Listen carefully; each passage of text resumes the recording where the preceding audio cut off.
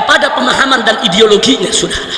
Kalau teridentifikasi seorang calon pejabat ada paham-paham PKI, ditolak, nggak bakal dilantik, dibatalkan. Tapi sekarang saudara, di DPR RI kita punya daftarnya, tidak kurang dari 100 anggota DPR RI. Mereka adalah orang-orang yang sampai hari ini tetap mengkampanyekan ideologi PKI. Dia masuk ke salah satu partai, kemudian masuk menjadi anggota DPR RI, saudara. Kemudian setelah itu menjadi ketua salah satu komisi di DPR RI. Lalu dia buat buku, apa judulnya, saudara? Aku bangga jadi anak PKI. Enggak sampai di situ, dia bikin buku lagi dengan judul Anak PKI Masuk Parlemen.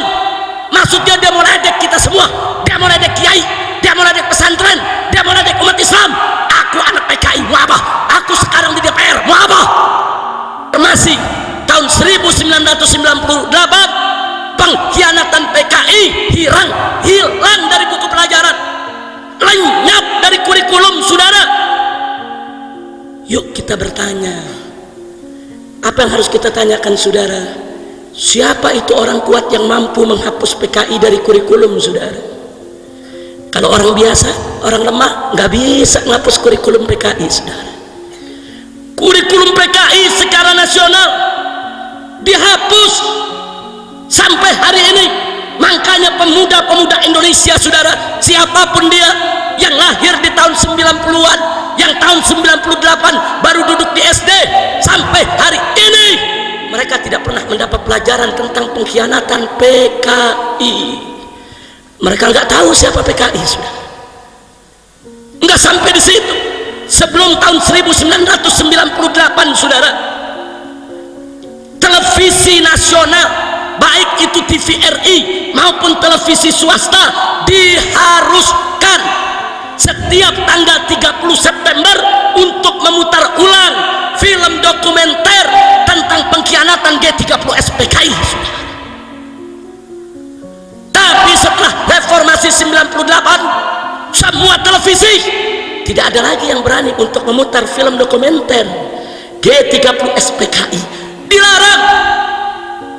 Pertanyaannya, siapa itu? Siapa yang punya kekuatan untuk melarang semua televisi, saudara? Itu bukan orang kecil, itu bukan orang biasa, itu orang kuat, baik secara keuangan, secara ekonomi maupun secara politik, saudara. Kalau dia orang lemah, nggak bisa, saudara. Dia larang televisi sampai hari ini tidak berani untuk memutar kembali film dokumenter pengkhianatan PKI. Waktu film itu disetel dari Sabang sampai Merauke, di kampung-kampung orang lihat, orang dengar, orang tonton, orang tahu kebiadaban PKI, saudara. Yang ketiga, saudara, semenjak reformasi tahun 98, saudara, Anda tahu apa yang hilang dari tengah-tengah kita? Dulu sebelum tahun 98, setiap orang akan menjadi pejabat publik, mau jadi bupati, mau jadi wali kota, saudara, mau jadi gubernur, mau jadi anggota dewan, baik dari DPR tingkat pusat sampai daerah, wajib untuk mengikuti litsus, saudara. Ada litsus. Apa itu litsus? Penelitian khusus. Si calon pejabat diperiksa, saudara, bagaimana kaitannya dengan PKI dari semua aspek, saudara, baik kekerabatan, pertemanan, pergaulan, sampai kepada pemahaman dan ideologinya, saudara. Kalau teridentifikasi seorang calon pejabat ada paham-paham PKI, ditolak, nggak bakal dilantik, dibatalkan.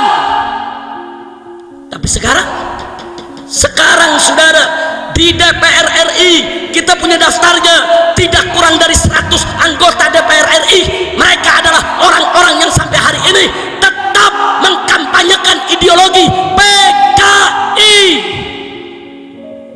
Bisa jadi anggota DPR RI, bahkan ada yang bangga, dia ledek kita semua, saudara. Dia masuk ke salah satu partai, kemudian masuk menjadi anggota DPR RI, saudara. Kemudian setelah itu menjadi ketua salah satu komisi di DPR RI. Lalu dia buat buku, apa judulnya, saudara? Aku bangga jadi anak PKI. Enggak sampai di situ, dia bikin buku lagi dengan judul Anak PKI dia mau ledek kiai, dia mau ledek pesantren, dia mau ledek umat Islam. Aku anak PKI, mau apa? Aku sekarang di DPR, mau apa? Masya Allah. Saudara, kita umat Islam tentu tidak memusuhi anak-anak PKI. Yang salahkan dulu orang tuanya, bukan anaknya.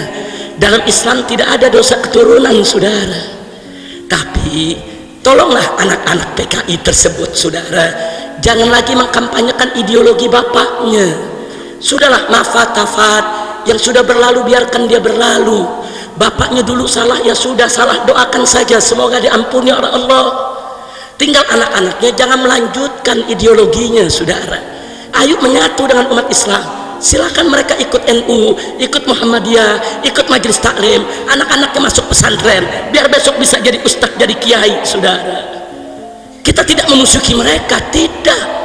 Saya juga tidak setuju kalau anak-anak keturunan PKI dipres, ditekan, dimusuhi, hak politiknya dikebiri, nggak boleh.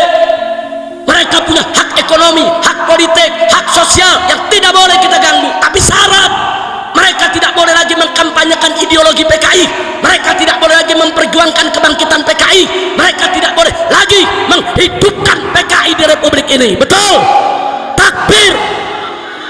Sallu ala nabi. Jadi saudara, pertanyaannya, siapa itu yang menghapus litsus itu dari DPR, saudara? Dari pejabat publik, saudara? Itu bukan orang biasa. Kalau orang biasa nggak bisa menghapus litsus, saudara. Itu orang yang punya kekuatan politik, kekuatan ekonomi, kekuatan uang, saudara. Makanya di sini perlu saya katakan, kalau ada pejabat atau siapapun mengatakan, saudara, tidak usah cerita PKI, PKI masa lalu, PKI sudah finish, PKI mustahil bangkit kembali, bohong, saudara.